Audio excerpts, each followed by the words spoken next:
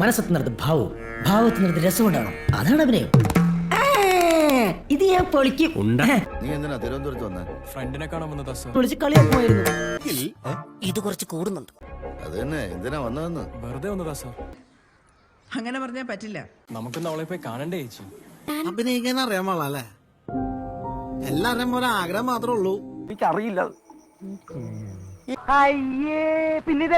ജാനകിക്ക് ഇത് സംഭവിച്ചതിന് ശേഷം ഒന്ന് വിളിക്കുപോലും ചെയ്യാത്ത നീ എന്തിനാടാ ആ ബേക്കറി പോയ?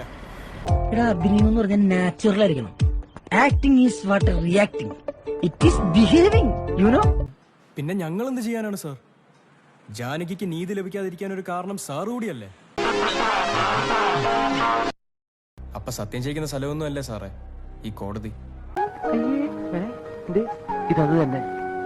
ഇതത് തന്നെ ഒന്നും ജയിക്കുന്ന സ്ഥലമല്ലേ കോടതി. കണ്ണിങ്ങനെ അങ്ങനെയൊന്നും ഞാൻ കാണിച്ചിട്ടില്ല. കാണിച്ചു.